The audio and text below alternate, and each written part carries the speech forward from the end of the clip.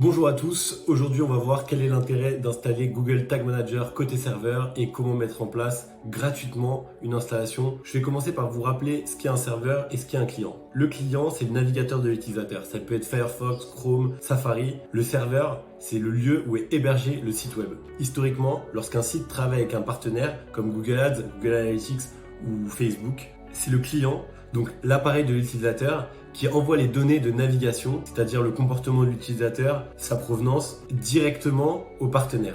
Sauf que ces dernières années, les navigateurs et les systèmes d'exploitation, que ce soit Safari, Chrome ou iOS, ont déployé beaucoup de restrictions qui empêchent les données de navigation de remonter directement vers les partenaires, même si le consentement est récolté correctement. Pour pallier à ce problème, Google Tag Manager côté serveur permet de faire remonter les informations de navigation vers le serveur en les mélangeant avec les requêtes faites par le client au serveur pour avoir le site. De cette façon, on va avoir les données de navigation côté serveur et on va pouvoir les renvoyer aux différents partenaires. L'avantage est triple. On va avoir une donnée plus précise puisqu'on va éviter les bloqueurs de cookies, les blocages d'adresse IP de Google Analytics, les blocages de iOS 14. On va avoir moins de scripts chargés côté client, donc on va avoir des sites plus rapides côté des utilisateurs. Et on va avoir la possibilité de filtrer correctement les données une fois qu'elles sont reçues sur le serveur avant de les renvoyer aux différents partenaires, de façon à respecter la législation en vigueur en Europe, à savoir le RGPD. Un inconvénient non négligeable est le prix.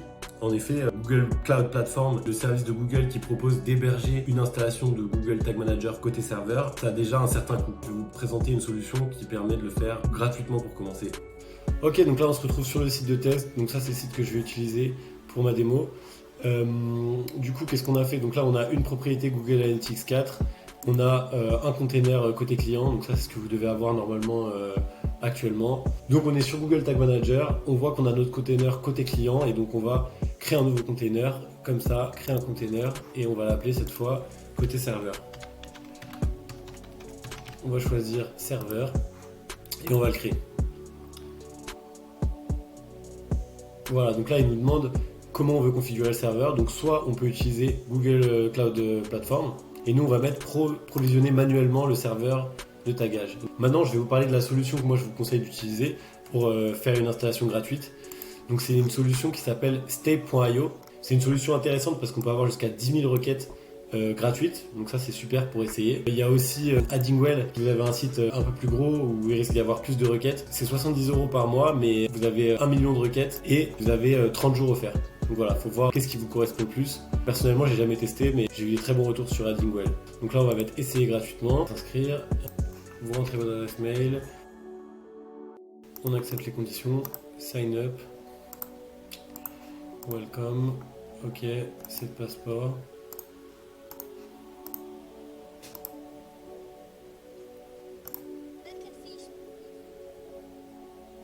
Dès qu'on a créé le compte, on se retrouve sur cette page-là. On va créer un container, GTM server-side. La container configuration, hop là, on va aller copier ça.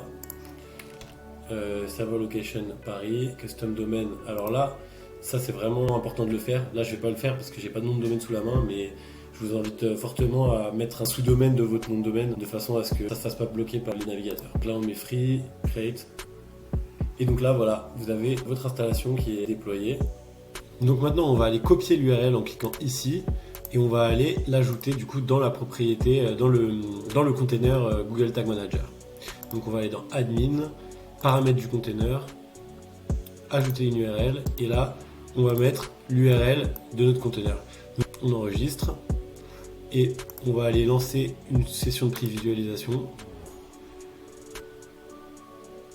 Voilà, et on va faire une requête pour tester. Et là, normalement, voilà, là on voit que la requête est bien passée. Donc, a priori, ça marche. Maintenant, on va retourner dans notre conteneur côté client. Et là, on va faire en sorte que le page view, au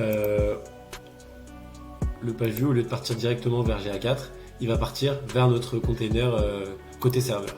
Pour ça, on va cocher la case envoyer au container de serveur. Et on va encore une fois mettre l'URL. Voilà, j'enregistre. Et là, hop là, on va sur notre site.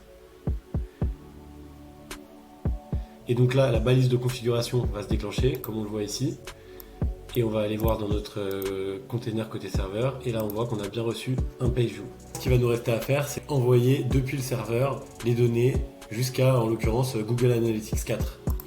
On va ajouter la variable pour le nom du client qu'on va aller dans configurer et là on va mettre client name, comme ça nous aidera pour faire le déclencheur lié au nom du client et on va créer la balise du coup, nouvelle balise, on va l'appeler GA4, hop là, du coup là on va aller chercher notre ID, le copier, hop là, on va les mettre là, nom de l'événement, donc là on va utiliser la variable qui existe déjà, event name.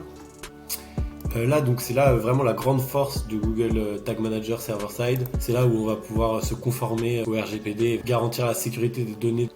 En déclencheur, on va mettre un événement personnalisé, on va mettre voilà personnalisé certains événements et là on va mettre quand client name égale à GA4. De cette façon là, à chaque fois qu'il y a un événement où le client name c'est GA4, ça va être renvoyé. Donc là on va l'appeler client is GA4, enregistrer, voilà, là on va l'appeler GA4,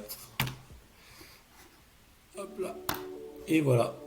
Et du coup pour vérifier que tout marche bien, on va créer un paramètre d'événement qu'on va appeler event from et on va donner comme valeur serveur. On va enregistrer, on va lancer des sessions de prévisualisation côté serveur et côté client.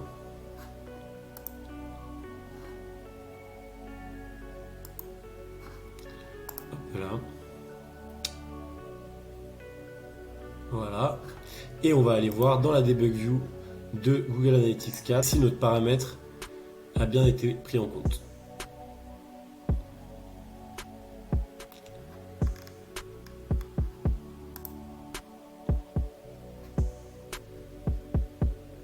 Et là on voit qu'on a bien le paramètre event from server. Donc c'est OK. Cette vidéo touche maintenant à sa fin. J'espère qu'elle vous aura été utile. Si vous avez des questions ou des remarques, n'hésitez pas à me contacter ou à me le dire dans les commentaires. Très bonne soirée.